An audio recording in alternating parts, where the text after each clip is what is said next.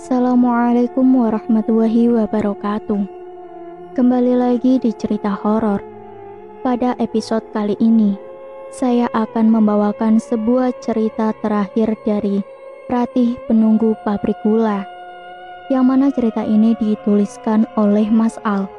Untuk teman-teman yang belum menonton part 1, 2, dan 3, saya sarankan untuk menonton lebih dahulu. Dan tanpa berbasa-basi lagi, langsung saja kita masuk ke ceritanya. Aku pun memutar arah tujuanku ke arah rumah kakekku. Kebetulan sekali, saat kami sampai di sana, kakekku ada di depan rumah sedang memandikan burung peliharaannya. Namun saat aku memberi salam pada kakekku, wajah kakekku terlihat seperti marah, dan kakekku melarang kami untuk masuk ke dalam rumah. Kakekku menyuruh kami tetap berdiri di lataran rumahnya. "Tunggu di sini, kalian jangan kemana-mana," ucap kakekku. Setelah itu, ia masuk ke dalam rumah. "Gung, kakek kamu kenapa? Kok kelihatannya marah ngelihat kita berdua?" "Aku takut, Gung, kita pulang saja yuk," ucap Wiwin sambil memegangi tanganku. "Aku juga nggak tahu, Win. Gak biasanya kakekku seperti itu. Sudah, kita tunggu saja dulu sampai kakekku keluar," ucapku sambil menenangkan Wiwin. Tak berapa lama kemudian pun, kakekku keluar dari dalam rumah sambil membawa sebungkus garam krosok. Setelah itu, ia melemparkan garam krosok tersebut ke tubuh kami. Setelah selesai, kakekku mempersilahkan kami berdua untuk masuk ke dalam rumah. "Kalian dari mana? Kok bisa sampai dia ngikuti gitu?" tanya kakekku pada kami berdua. "Kakek melihatnya," ucapku. "Sangat jelas kakek melihatnya." Aku pun menjelaskan pada kakekku tentang peristiwa yang terjadi tadi di pabrik. "Sudah, kamu ajak teman kamu ke belakang sana. Sekalian kamu ambilkan air kelapa di belakang. Suruh temanmu meminumnya, biar segar tubuhnya," ucap kakekku. "Baiklah, Kek," ucapku singkat. "Ayo Win, kita ke belakang ambil air kelapa." Aku dan Wiwin pun beranjak pergi ke halaman belakang rumah kakekku. Di belakang rumah kakekku memang banyak beberapa tanaman, salah satunya pohon kelapa. Di belakang rumah kakekku juga ada beberapa kolam ikan miliknya. "Win, kamu tunggu sini ya, aku naik ke atas ambil kelapanya," ucapku. "Memang kamu bisa memanjat pohon kelapa setinggi ini?" Perlahan aku mulai memanjat pohon kelapa tersebut dan mengambil beberapa kelapa untuk kami minum berdua. Setelah selesai, aku kembali turun. "Bisa aku kan?" hehe, ucapku. Iya deh, kamu hebat, Gung." "Ya elah, gak mungkin kamu aku tinggal, ya pasti akulah yang antar kamu pulang." "Ya udah, ayo buruan Win, kita pamit dulu sama kakek." Setelah berpamitan dengan kakekku, aku pun segera memacu motorku. Kali ini rumah Wiwin cukup lumayan jauh dari rumah kakekku, begitu juga dengan rumahku.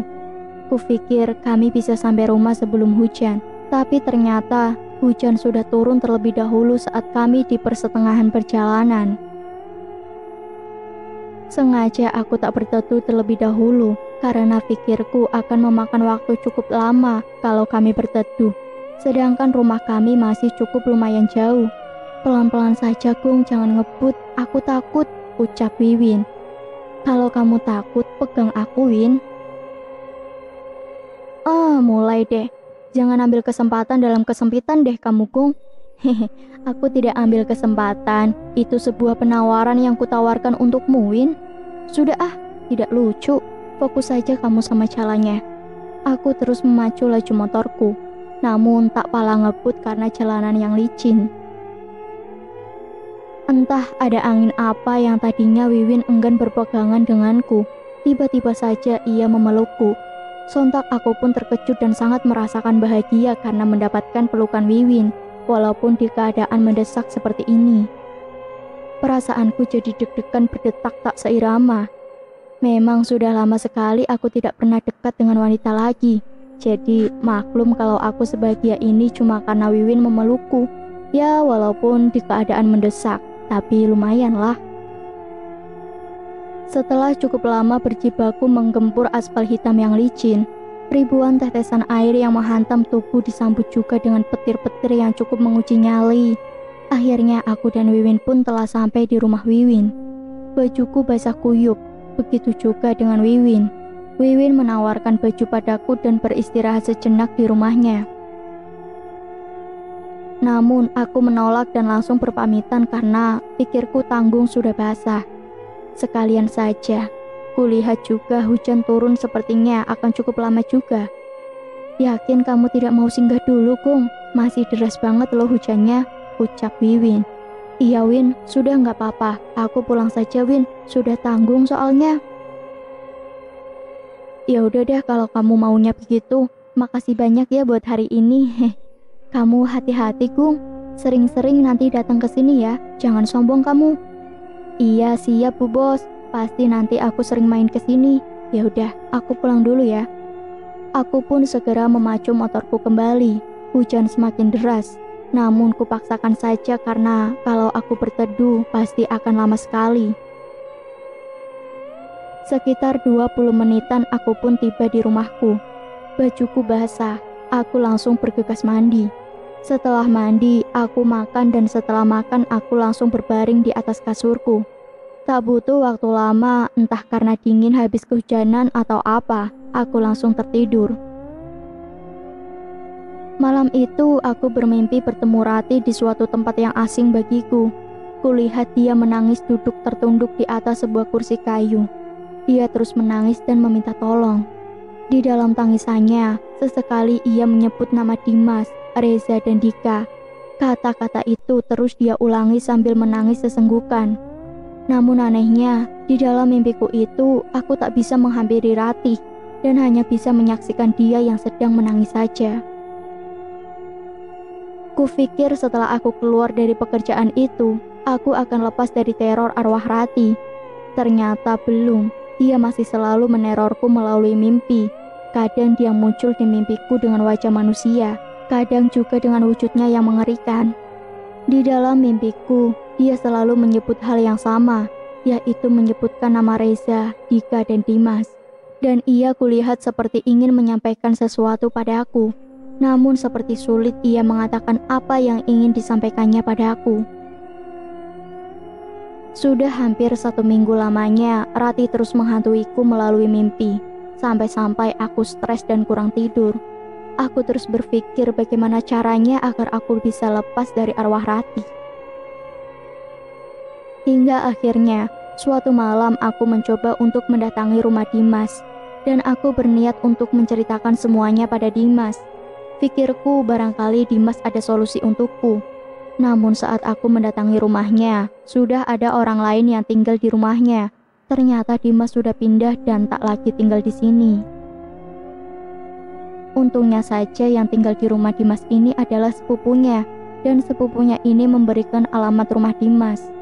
Aku pun langsung bergegas menuju rumah Dimas. Hanya kira-kira butuh waktu 25 menit saja aku sudah sampai di rumah Dimas. Permisi, assalamualaikum, ucapku. Iya, siapa ya? Seorang wanita keluar dari rumah yang tak melainkan adalah istrinya Dimas. Aku Agung, Mbak, teman kerjanya Dimas dulu di pabrik gula. Dimasnya ada, Mbak? Oh iya, sebentar ya Bang, saya panggilkan Dimasnya dulu. Tak berapa lama kemudian, Dimas keluar dari rumah. Ada apa Gung? Kamu kok tahu rumahku? Tanya Dimas padaku. Iya, aku memang cari kamu Mas. Aku dapat alamat kamu dari sepupu yang tinggal di rumahmu dulu. Oh iya, ayo masuk dulu Gung, kita ngobrol di dalam, ucap Dimas. Mau minum apa Gung? Alah, sudah nggak usah repot-repot Mas. Sudah nggak apa-apa, kopi saja gimana? Mau? Terserah kamu deh Mas. Dek, buatkan kopi dulu 2 gelas, ucap Dimas pada istrinya. Duh, ngerepotin aku Mas, tidak enak sama istrimu. Sudah tidak apa-apa kok, aman tuh. Oh ya, kamu ada keperluan apa nyari-nyari aku? Jadi gini Mas, ini masalah tentang almarhum Ratih. Memang kenapa lagi Gung? Ya gitulah Mas, masih suka usil. Belakangan ini sudah banyak yang keluar dari pabrik sebab hal itu. Terus aku harus bagaimana dong? Aku juga tidak tahu mau buat apa Gung. Aku beberapa hari ini mimpi tentang almarhumah Rati, Tapi aku tidak tahu apa dari arti mimpiku itu. Di dalam mimpiku, ia selalu memanggil namamu, Dika dan Reza. Hal inilah yang membuat aku nyari-nyari kamu, Mas. Apa mungkin aku sudah tidak pernah ziarah ke makamnya lagi ya? Aku sudah hampir 1 tahun tidak ziarah ke tempatnya. Jadi gimana dong, Mas? Atau gini saja, kalian bertiga datang saja ke pabrik dulu. Nanti kita minta bantuan dari kakekku buat kalian bisa berinteraksi dengan sosoknya. Mungkin itu almarhum Rati. Bertiga? Ya, nggak mungkin lah, Kung. Reza di Jawa, tapi mungkin 3 hari lagi dia balik ke sini. Dan Dika kenapa, Mas? Dia sudah meninggal, Kung. Innalillahi wa inna ilaihi roji'un. Kapan meninggalnya, Mas?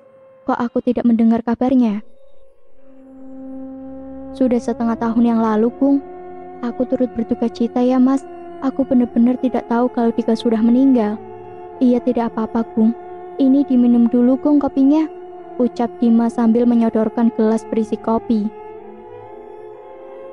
Ya udah, jadi begini saja, Mas. Aku cuma mau menyampaikan itu saja. Barangkali kalau dengan cara kamu ke sana, arwah Rati bisa lebih tenang. Kita tidak tahu kan? Mungkin saja ada pesan yang mau disampaikannya sama kalian, ucapku. Iya, Kung, nanti aku coba hubungi Reza dulu mengenai hal ini. Baiklah, Mas, kalau gitu aku pamit pulang dulu ya, sudah larut malam. Makasih nih buat kopinya. Iya, Kung, aku juga makasih ya, kamu sudah beritahu aku hal ini. Mungkin 3 hari lagi aku ke sana bareng sama Reza. Oke deh, Mas. Aku pun bergegas kembali pulang ke rumah. Keesokan harinya, aku mendapatkan pesan WhatsApp dari Dimas yang mengatakan besok dia akan datang ke pabrik dengan Reza. Ternyata Reza malam nanti sudah pulang dari Jawa. Sebelum Reza datang ke pabrik, aku meminta izin pada mandor untuk besok aku akan membawa Reza dan Dimas ke gudang pabrik. Setelah mendapatkan izin dari mandor, aku ke rumah kakekku dan meminta tolong padanya untuk membantu kami besok. Aku menceritakan semua kronologinya pada kakekku, dan kakekku bersedia membantu kami besok. Dan kakekku meminta aku untuk mencari benda apa yang disukai oleh almarhumah Rati semasa dia hidup. Karena kemunculan Rati ditandai dengan wangian bunga matahari, aku jadi berpikir bahwa bunga matahari adalah salah satu kesukaannya semasa ia hidup. Aku bingung harus mencari kemana bunga matahari itu. Aku menghubungi Wiwin. Barangkali ia tahu di mana ada yang menjual bunga matahari. Wiwin menyuruhku datang ke satu tempat. Di sana ada yang menjual bunga matahari. Namun karena aku tak tahu dengan pasti di mana alamatnya, aku pun mengajak Wiwin untuk menemaniku mendatangi toko bunga tersebut. Dan aku langsung bergegas ke rumah Wiwin untuk menjemputnya. Sesampainya di rumah Wiwin, kulihat dia sudah berada di depan rumah sambil menelepon seseorang. Sudah dulu ya, nanti aku telepon lagi. Ku dengar ucapan Wiwin sambil mematikan teleponnya. Cepet bener kamu sampainya, Kung? Iya, tadi aku dari rumah kakekku, kan tidak jauh dari sini. Oh ya udah, ayolah keburu sore. Memang kamu mau beli bunga matahari untuk apa? Untuk pacar ya? Romantis banget deh. Enggak lah, aku kan tidak punya pacar. Bunga itu aku cari untuk sebagai syarat dari kakekku. Besok kami mau coba bersihin gudang dari arwah Rati lagi. Besok juga teman-teman dekat Rati dulu pada datang.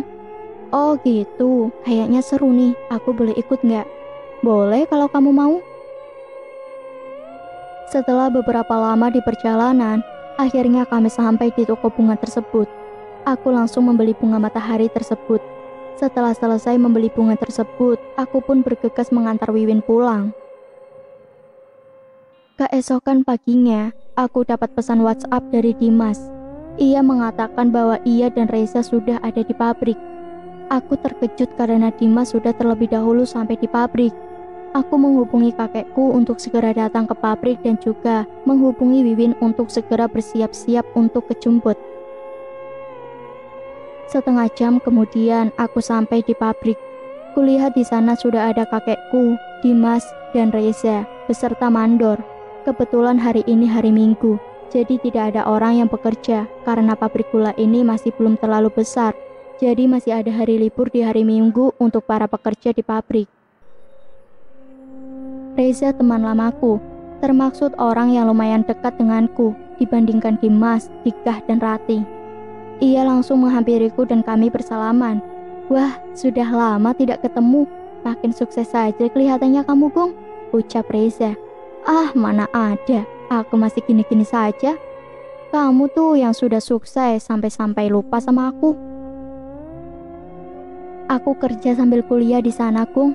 "Wah, ini siapa lagi nih, Gong? Gak bilang-bilang kamu ya sudah nikah," ucap Reza sambil memainkan bola matanya menunjuk ke Wiwin.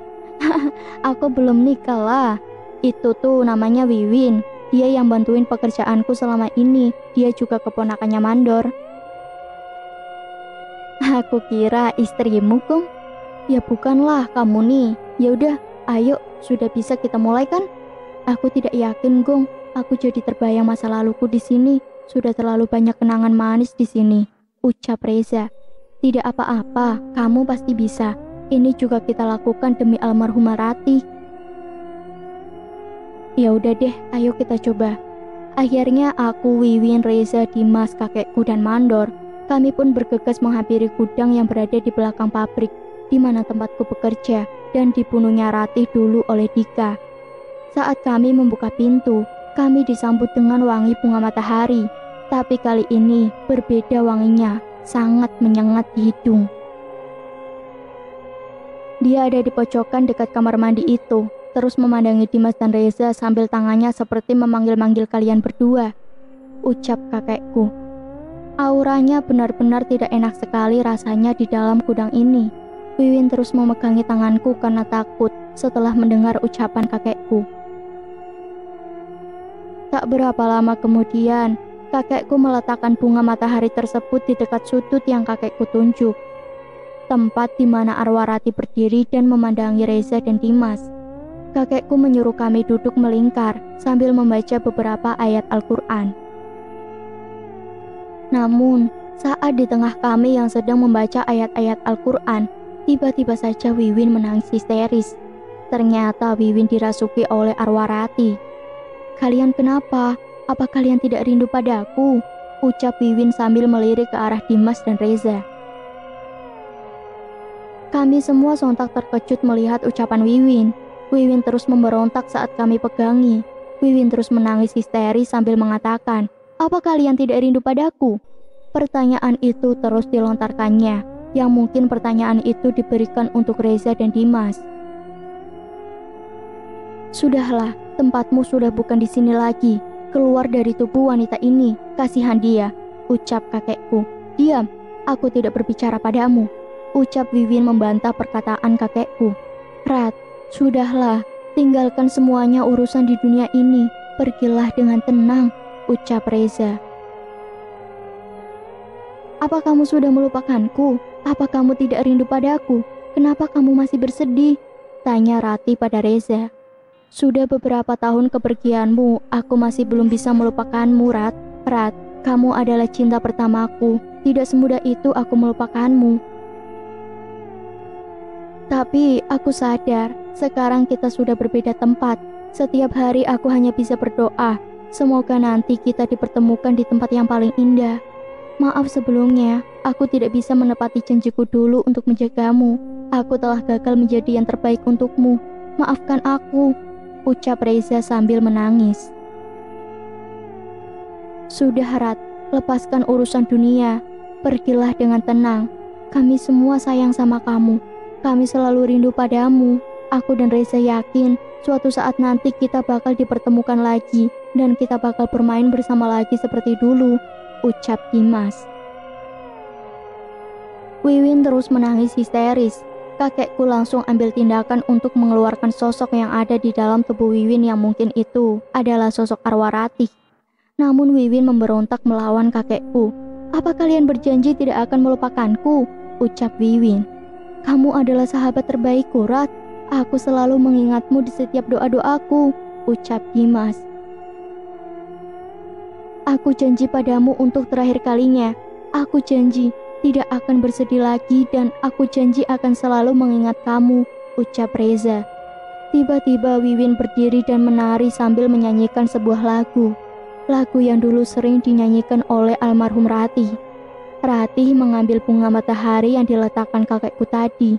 Setelah itu, dia memberikannya pada Reza, dan tak berapa lama kemudian, Wiwin terjatuh dan pingsan. Aku dan Mandor memapa tubuh Wiwin keluar dan membawanya ke pos satpam. Tak berapa lama Wiwin sudah siuman. "Ada apa sama aku, Gung?" "Duh, badanku sakit semua," ucap Wiwin. "Gak apa-apa kok, cuma tadi pingsan saja. Mungkin kamu belum sarapan tadi ya di rumah." "Ah, masa iya? Tapi tadi aku kayaknya sarapan lah."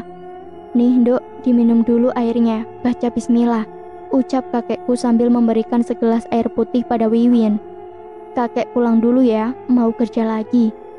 "Ya sudah, Kek. Makasih ya, Kek, sudah mau bantu kami. Hati-hati di jalan, Kek," ucapku. "Iya, sama-sama." "Aku sama Reza juga mau pulang nih, Gung. Ada urusan lagi soalnya," ucap Dika. Payah nih orang sibuk," ucapku. "Ah, mana ada. Minggu depan kita kumpul di rumahku ya. Aku sekalian mau kirim doa untuk Ratih," ucap Dimas. "Oke lah kalau gitu. Kamu sering-sering ziarah ke makamnya Ratih ya," ucapku. "Iya nih, aku sama Reza juga mau ziarah terlebih dahulu. Makasih ya Gung sudah mau bantu. Mudah-mudahan setelah ini arwah Ratih tidak akan mengganggu karyawan di sini lagi." "Aku yang makasih sama kalian, Mas, sudah mau datang. Aku tuh capek manggil ini manggil itu, tapi tidak ada yang sanggup. Mudah-mudahan saja setelah ini semuanya bisa normal kembali," ucapku. Setelah terlibat beberapa percakapan, akhirnya Reza dan Dimas berpamitan pulang. Kulihat Reza masih lesu sambil memegangi bunga matahari yang diberikan oleh Ratih tadi. Mungkin juga dia masih sedang syok. Kini tinggal aku dan Wiwin saja di pos satpam. Mandor juga sudah pulang. Kulihat Wiwin masih terduduk di salah satu bangku di pos satpam sambil memijit pundaknya. "Masih sakit ya badan kamu, Win?" "Lumayan lah." "Oh ya, tadi apa yang terjadi saat aku pingsan?" tanya Wiwin. "Sudah, nanti saja aku ceritakan. Ayo deh, kamu aku antar pulang. Nanti kita cerita di rumah kamu saja." "Ya udahlah, ayo. Aku pun mau mandi, badanku rasanya penuh debu." Setelah beberapa lamanya menyita waktu, aku dan Wiwin pun tiba di rumahnya. Wiwin langsung mandi, sedangkan aku duduk di ruang tamu. Kulihat ibunya yang ada di dapur sedang memasak.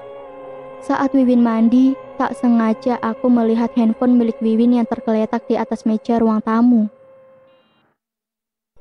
Handphonenya terus berdering menerima telepon dari seseorang. Aku penasaran karena handphonenya terus berbunyi.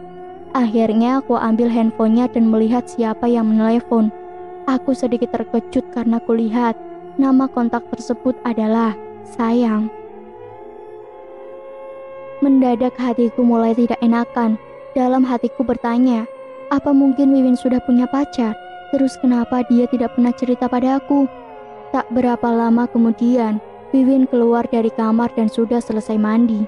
"Ayolah cerita gimana tadi," ucap Wiwin. Mungkin lain kali saja, Win. Aku mau pulang," ucapku dengan perasaan yang amburadul. "Lah memang kenapa?"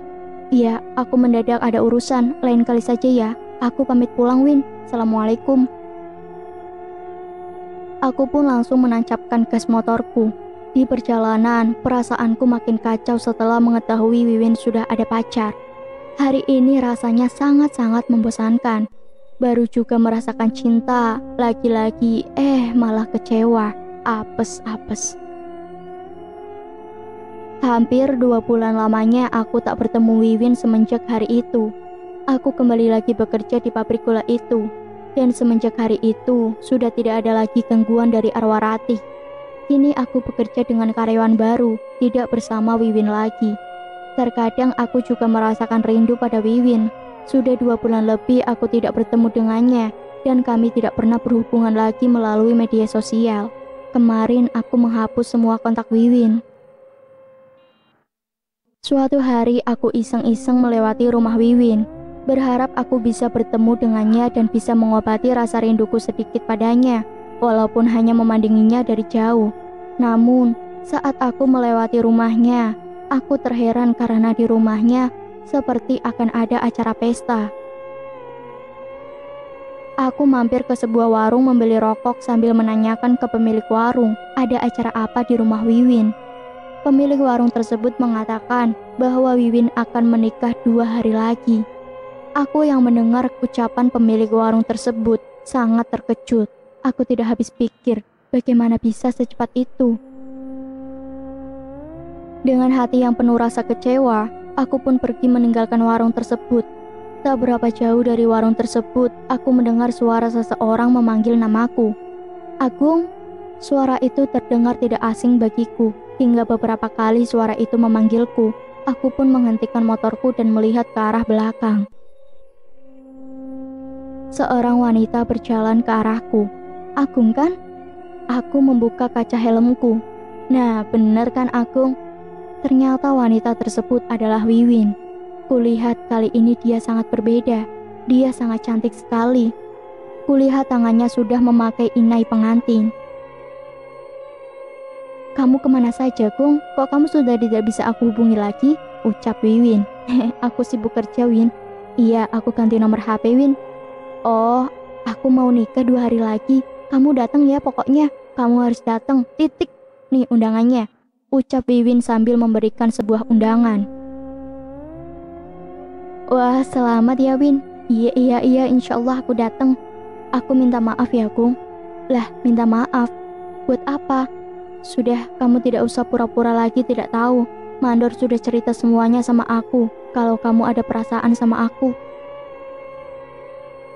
Tapi aku tidak bisa berbuat apa-apa, karena aku sama calonku ini memang sudah merencanakan pernikahan kami.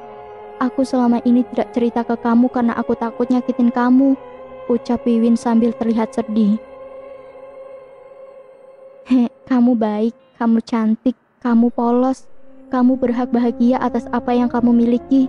Aku berterima kasih karena selama ini kamu ngejaga perasaanku. Aku sadar cinta tidak harus memiliki, dan terkadang ada yang datang tapi cuma sekedar mampir. Tak selalu yang datang akan menetap di sini. Sudah, jangan sedih gitu. Ini hari-hari yang membahagiakan buat kamu. Kamu tidak boleh sedih, ucapku. Kamu janji ya bakal jadi sahabatku terus? Iya, pasti, oke. Seketika Wiwin menyium pipiku. Sontak aku pun terkejut, lalu ia pergi sambil mengatakan, jangan lupa datang ya. Aku tak paham dengan perasaanku saat ini. Satu sisi aku sedih karena Wiwin menikah, dan di sisi lain aku bahagia karena bisa melihat Wiwin bahagia. 2 hari kemudian, hari ini di mana Wiwin akan menikah, dan aku akan menghadiri pernikahannya dengan lapang dada. Di sana aku lihat dia sedang duduk bersama suaminya. Dia begitu terlihat cantik menggunakan gaun pernikahan berwarna merah. Andai saja aku yang di sana, pasti aku bahagia. Khayalan macam apa ini? Astagfirullah, Wiwin sudah milik orang lain. Aku tidak boleh berpikiran seperti itu. Aku langsung menyadarkan diri dari pikiran burukku. Aku naik ke atas pelaminan bersalaman dengan mereka. Lalu setelah itu berfoto. Sekian dan terima kasih. Cukup sampai di sini cerita horor hari ini. Nantikan untuk kisah-kisah selanjutnya. Tetap stay tune di cerita horor. Banyak sekali pesan moral yang dapat kita ambil dari cerita-cerita ini. Tingkatkan yang baik, hilangkan yang buruk. Wassalamualaikum warahmatullahi wabarakatuh.